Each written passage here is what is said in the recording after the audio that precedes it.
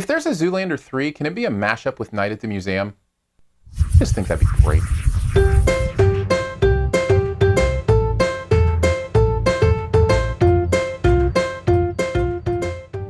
You still got it, D-Zone. You're Derek Zoolander. You stopped a Chinese throwing star in midair with a look. I was there. That's not me anymore.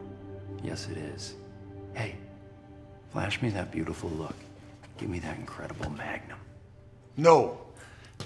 Think fast, Magnum. Wait, no. Magnum, now! Oh! Come on! You got this, but you gotta focus. Oh! Come on! Hansel, stop! You got this! Oh! Yeah! Maybe we could try a washcloth. Tequila! Hansel, no! Oh! No! It's not working! Zoolander 2, or Zoolander number 2, whichever one, stars Owen Wilson and Ben Stiller once again reprising their roles as a couple of dim-witted male models who have to save the fashion industry from looming threat once again.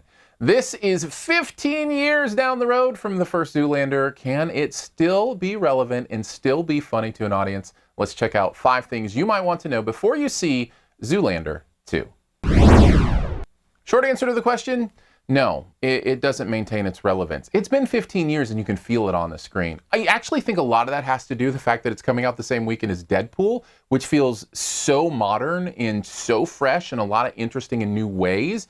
And so it makes a movie like this feel like it's from a different era of comedy. And you can just kind of feel it on the screen.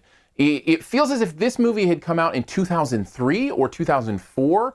Maybe we'd be having a different conversation, but it just feels like it's gone stale in the 15 years since we've been in this universe. Now, that's not to say I didn't laugh in this movie. I actually did. Ben Stiller as Derek Zoolander is funny. I think it's one of his best characters. I will watch him do anything as Derek Zoolander. Loved it when he was on SNL recently as Derek Zoolander. Thought that was funny. There's something about that cluelessness and being so sure of yourself and so wrong at the same time that I find very interesting and very funny, and that's at work here. The problem is, it's not the only thing in the movie, and the other stuff just doesn't seem to work. I didn't feel like Owen Wilson was that funny. If I were to rate the percentage of joke working ratio in this movie, it's probably 1 out of 3. Like 33% of the jokes work and are funny. And you can't get that kind of success rate and still have a movie that you come out excited that you saw. Yes, there's some funny moments, but there's also some humor moments that feel almost desperate. Like those moments where a joke lands so completely dully on the audience that you just feel like, ugh, like awkward and uncomfortable in it. And you just can't survive that when you're trying to do a comedy. For number 4, let's talk about the thing that was maybe the best part of the movie for me, the cameos. I thought they were great. Will Ferrell is great, coming back as Mubatu. Fred Armisen had a strange little role I thought was fun. Kyle Mooney from the current cast of SNL, who I've never really loved, but is, I thought, really wonderful in this. Loved that character. Benedict Cumberbatch is in there with a cameo. Just some fun stuff. But Kristen Wiig has to be the best. I did not even realize it was her. I didn't even recognize her or her voice. And her affectation, the way she speaks her words in this, I thought was clever and funny. And even though it's just a small part of the movie, certainly a highlight for me. Man, it's hard with a hit and miss movie like this to really land anywhere. And I think there is a key to this. And I think it's whether or not you're willing to give yourself to the absolute stupidity of this humor. If you're able to go with it completely, I think you'll more have a good time than not. If the jokes that don't land for you annoy you and distract you, then I think you'll come away dissatisfied. So it comes down to whether or not you're willing to give yourself to the stupidity of this humor as to whether or not I think you'll enjoy Zoolander 2.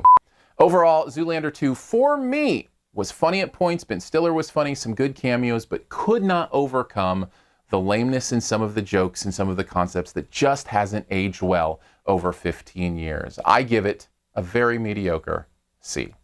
Thanks for checking out this Your Movie Friend review. We'll get to the Best Ever Challenge here in a bit. Before we do, I want to let you know if you click the info button right up here, you'll see a link to other reviews that have happened here. Also a link to the website, how to support the channel, and a poll on our Best Ever question, so you can actually vote as well as put your answer in the comments. and we'll do it that way. Also, if you'd like to follow me on Periscope, Aaron Dicer, AARONDICER, every Monday at 5 o'clock Central, I do a Monday movie scope where I talk about the movies for the weekend, take your questions, talk about some news, all that kind of fun stuff. So you can join me there, and you can subscribe to the podcast, SiftPop, SiftPop, iTunes, and Stitcher. And wherever you do your podcast, subscribe. We'd love to hang out with you there too. All right, on to the Best Ever Challenge, where you name the best movie ever in a particular category, then also identify my choice. What is the best movie with a Will Ferrell cameo? Not a starring role, but with a Will Ferrell cameo in it. For me, mine is the one that, interestingly enough, stars the exact same two actors as this one and is one of the most underrated comedies, in my opinion, of all time. Yes, I said it. Take a guess at mine in the comments. Leave your choice there as well, or vote for it up in the poll. Either way, here's 5 extra seconds so you can hit subscribe. Just click the logo right down in this corner.